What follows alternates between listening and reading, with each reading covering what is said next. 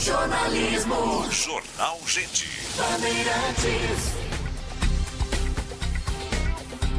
Jornal da Bandeirantes, gente, abre espaço para falarmos um pouco mais sobre a mudança na política do Japão. Quem vai comentar, trazer informações para nós neste sábado é o jornalista Cláudio Zaidan, que está conosco aqui para trazer esses comentários e as informações a respeito desta notícia. Tudo bem, Zaidan? Como é que vai? Bom dia para você. Bom dia, Pedro. Uma saudação para todos. Ô, Pedro, o Japão, no século XXI, atravessou um período de muita instabilidade política, com vários chefes de governo ficando pouquíssimo tempo no poder. Muita instabilidade. E lá, assim como no Reino Unido, por exemplo, o sistema parlamentarista japonês, o partido majoritário, o seu líder é automaticamente o primeiro-ministro. E houve um problema dentro do PLD, uma renúncia precoce, e em outubro a Sanae Takaichi assumiu a chefia de governo, a primeira mulher a assumir a chefia de governo no Japão. E muita gente, inclusive, achando que seria mais uma a ficar pouco tempo. Ela faz, então, um gesto ousado, antecipa as eleições parlamentares. É sempre um risco, né? Alguns já tentaram isso em outros países, inclusive, e sofreram derrotas e tiveram de deixar o governo.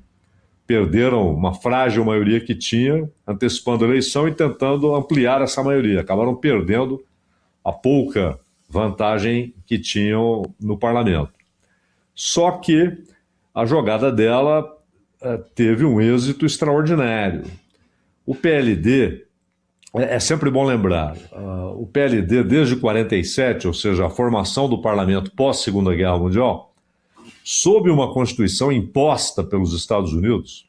Os Estados Unidos escreveram a Constituição japonesa pós-Segunda Guerra. E essa Constituição, ela muda a ordem institucional japonesa, porque até o final da Segunda Guerra, o imperador não era uma figura protocolar, decorativa, simbólica. Ele, de fato, dirigia o Japão.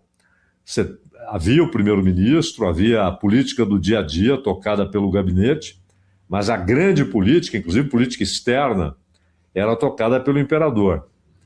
A nova Constituição, pós-Segunda Guerra, deixa o imperador como figura protocolar, decorativa, um pouco mais do que isso, porque os Estados Unidos concluíram que seria um grande erro transformar o Japão em uma república, porque o imperador é uma figura cuja relação com a população é, em certa medida, paternal. Houve um tempo em que o imperador era visto como figura semidivina, né? E depois da Segunda Guerra foi mantida a figura do imperador, porém com um poder protocolar, na condição de chefe de Estado, mas sem nenhuma ingerência na administração, nos assuntos de governo. E o PLD, dá para dizer que é quase uma hegemonia, porque houve apenas um breve período que ele não governou o Japão, período muito curto. De resto, de 47 até hoje, o Partido Liberal Democrático, ele domina a política japonesa, com crises internas, minorias, em alguns momentos, com incapacidade de sustentar o governo, em outros momentos, uma maioria muito frágil. Só que esta eleição, das 465 cadeiras da Câmara Baixa, o PLD, Pedro, ficou com 316. E como há ainda um partido aliado, um pequeno partido, o PLD passa a ter, com esse aliado, mais de 350 cadeiras. Mas ele, sozinho, passa a ter, sozinho, 2/3 da Câmara Baixa. Isso é inédito no pós-Segunda Guerra Mundial. Nenhuma vez isso foi conseguido pelo próprio PLD. E vale ressaltar que no Japão, aqui no Brasil, por exemplo, Câmara e Senado Eles não têm uma posição hierárquica, um não é superior ao outro, né?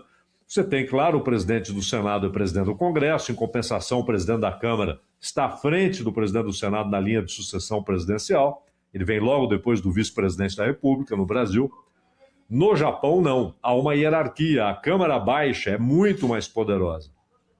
E é exatamente na Câmara Baixa que ela obteve essa imensa vantagem. Foi uma jogada arriscada, sempre é risco quando você antecipa a eleição, mas o resultado foi surpreendente até para a Sanai Takahashi, meu caro Pedro. Ô Zaidan, então a gente já entendeu aqui, né, que está consolidada a hegemonia histórica do Partido Liberal Democrata no Japão, nessa vitória esmagadora de Sanai Takahashi. Agora, a pergunta que fica é o seguinte, ela vai conseguir colocar em prática uma agenda ousada que foi apresentada durante a campanha? Há vários pontos, Pedro, e alguns são bem complicados, principalmente a ideia que ela defende, isso não começou com ela, essa defesa já havia crescido na liderança do PLD, que é mudar a Constituição para que o Japão tenha armas nucleares. Esse é um ponto bem complicado, sensível, é sempre bom lembrar, o Japão é o único país que foi atingido por armas nucleares. É, né? o artigo é o artigo 9º da Constituição, acho, né, Zaida, que fala sobre ações militares, é isso? Porque o que os Estados Unidos fizeram nessa Constituição imposta depois da Segunda Guerra? Os Estados Unidos disseram que o Japão só poderia ter forças de defesa. Isso mudou durante a Guerra Fria, porque aí a preocupação exclusiva da política externa dos Estados Unidos era com a União Soviética. E o Japão era um aliado. Então, permaneceu a ideia de forças de defesa, como em Israel. Em Israel, as Forças Armadas são chamadas de forças de defesa. Mas é uma questão semântica, né? Na verdade, são forças armadas regulares, como em todo lugar. E as forças japonesas, embora continuem sendo chamadas de forças de defesa, ou seja, não são forças de ataque, a ideia é que você não tem um exército e um conjunto de forças armadas com capacidade de provocar uma guerra, de invadir países, mas apenas de se defender. Essa é a ideia. Mas o Japão tem um avanço tecnológico extraordinário e isso chegou ao desenvolvimento do seu poderio militar. Não é uma potência militar, mas tem um armamento de alta qualidade, moderníssimo e, claro, uma relação especial com os Estados Unidos. O Japão faz parte da chamada OTAN+, ou seja, são países que não fazem parte do Atlântico Norte, não são banhados pelo Atlântico, porque a OTAN é isso, né? É a Organização dos Países do Atlântico Norte, a NATO em inglês, ou OTAN em português, e eles fizeram a OTAN+, que tem Israel, Coreia do Sul, Austrália, Nova Zelândia e Japão. E essa OTAN+, dá a esses países a possibilidade de uma relação preferencial com a OTAN genuína, e principalmente com os Estados Unidos, que é quem tem a grande indústria militar, de fabricação de armas de guerra, uma relação muito privilegiada, né? Israel, por exemplo, com muita facilidade adquire caças moderníssimos dos Estados Unidos que outros países não conseguem receber, porque os Estados Unidos veem algum risco militar de transferir aquela tecnologia para alguns países.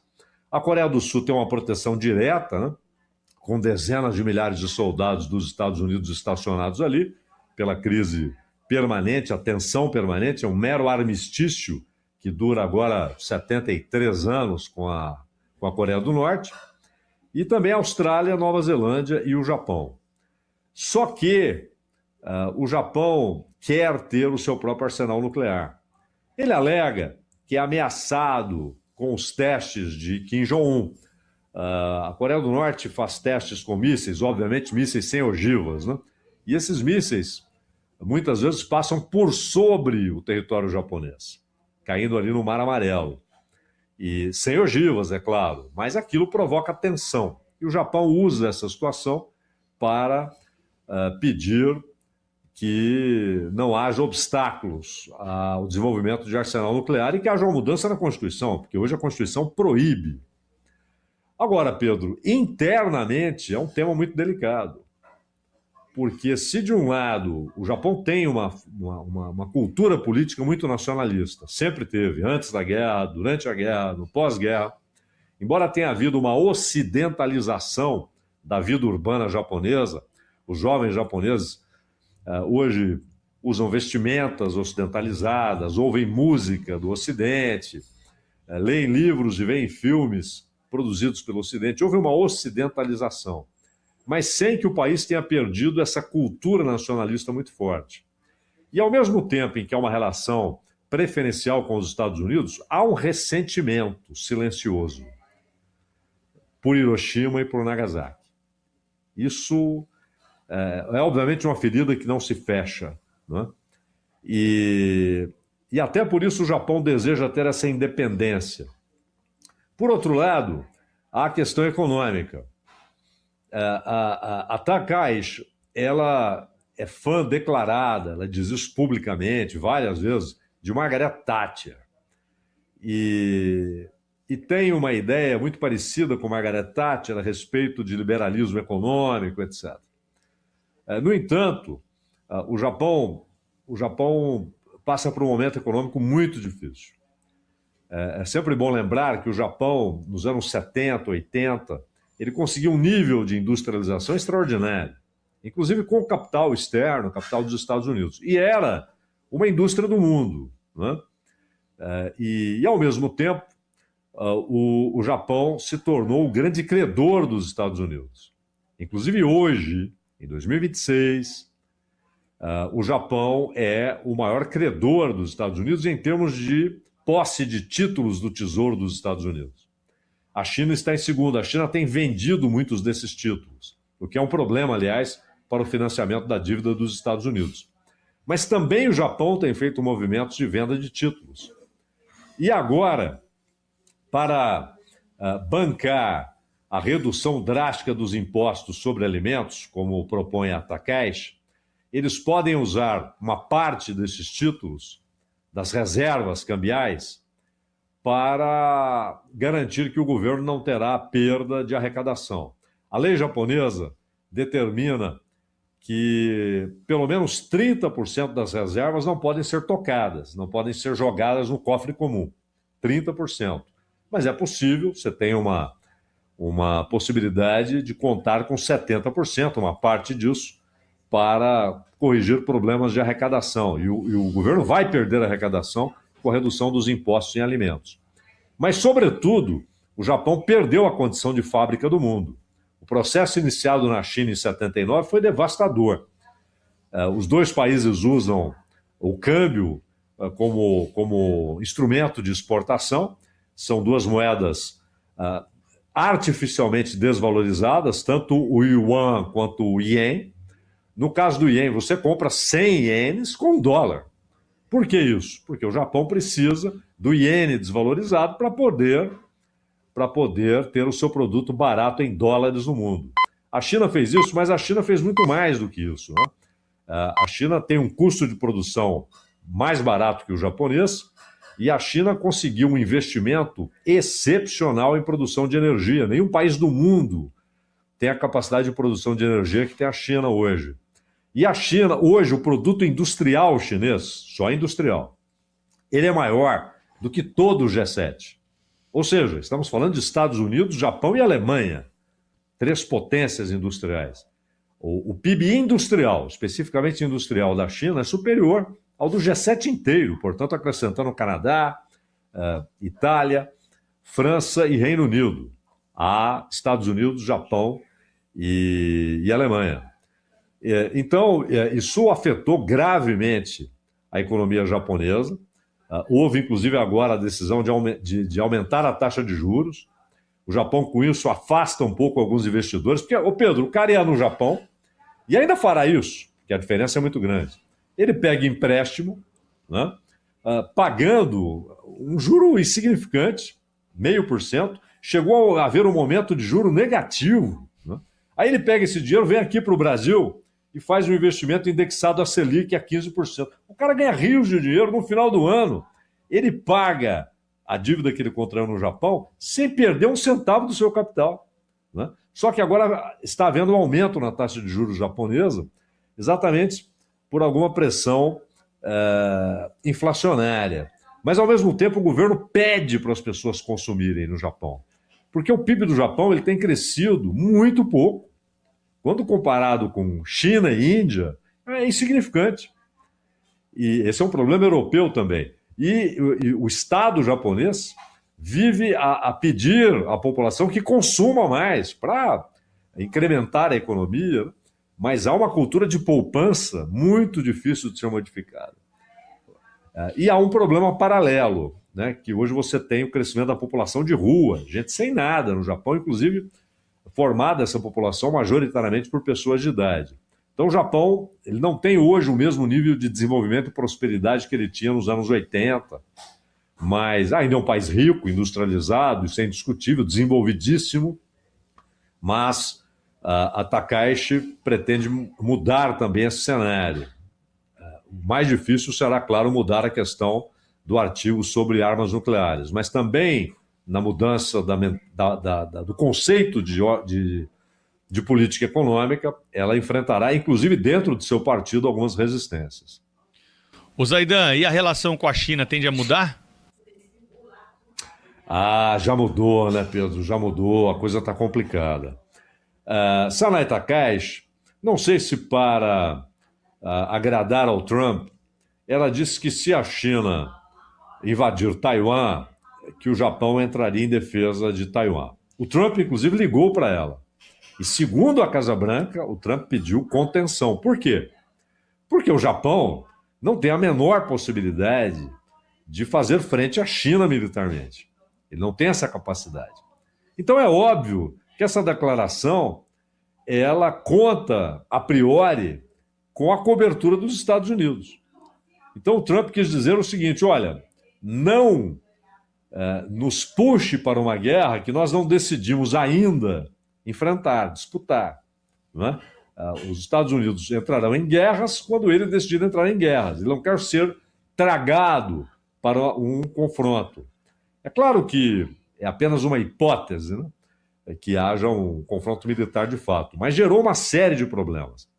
Inclusive a Rússia disse que se o Japão, a Rússia tem problemas, tem disputas territoriais com o Japão, diz que se o Japão se intrometer na questão China-Taiwan militarmente, que a Rússia entrará ao lado da China. E recentemente tem ocorrido sobrevoos, né? Aviões russos e chineses sobrevoando o espaço japonês, entrando no espaço aéreo japonês. E, claro, Pedro, há ressentimentos históricos, né? A presença militar japonesa na China, inclusive em Taiwan, na época em que o Japão ocupou Taiwan, os taiwaneses tinham de aprender a falar japonês, adotar costumes japoneses, tentar rapidamente a absorção da cultura japonesa, e também na Coreia, que era na época uma só Coreia, a Península Coreana, não havia duas Coreias, foi muito traumática a presença militar japonesa, porque houve tortura sistemática, experimentos médicos que marcaram terrivelmente a população desses países, né? Abusos de diversos modos. Então, isso não foi curado entre japoneses e coreanos do sul e do norte, que na época era uma só Coreia, a península, há muito ressentimento. E entre Japão e China também. Claro, houve momentos de aproximação em que isso foi colocado de lado. Colocar de lado não é lançar fora, é colocar de lado. A qualquer momento aquilo pode ser recuperado. E a China, a tensão é tanta, Pedro, que o governo chinês está dizendo para as companhias de viagem da China para que não façam pacotes de viagem para o Japão. Está pedindo aos chineses que não viajem para o Japão, não façam turismo no Japão. E os chineses são, hoje, o que os japoneses eram nos anos 80, os grandes turistas do mundo. Eles saem, eles gastam. Você se lembra, na década de 80, O japonês era o turista que o mundo tentava atrair, né? Ele saía, ele gastava com hotéis, com restaurantes, com espetáculos, etc. E as casas de espetáculo e os hotéis e restaurantes japoneses estão preocupados, porque os chineses sumiram. Há pouquíssimos chineses indo ao Japão. E companhias de espetáculo na China estão tendo os seus shows, seus espetáculos, suas apresentações cancelados. Se houver um único artista japonês, uma cantora, um ator, uma atriz, um cantor, não importa. Havendo algum artista japonês, aquele espetáculo está sendo cancelado. Chegou a esse ponto. Mas no caso do turismo, afeta diretamente parte da economia japonesa. O setor de turismo, que envolve tanta coisa, né? Espetáculo, teatro, cinema, restaurantes, hotéis, parques, tudo isso é afetado pela ausência do chinês. E a origem desse problema foi essa declaração da Sanai Takahashi. Ela diz que quer ter relações normais com a China, mas não retirou o que disse.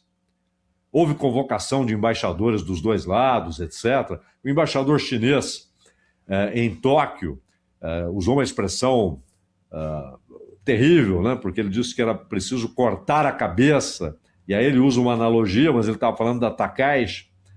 Então, é um momento de muita tensão, muita tensão. E com os Estados Unidos, ao mesmo tempo que gostam que a China tenha um problema adicional, não querem ser arrastados para uma situação que pode acontecer diretamente por causa de Taiwan, mas eles não querem ser arrastados para uma antecipação de um conflito com a China. Então, é muito tensa nesse momento a relação entre Japão e China.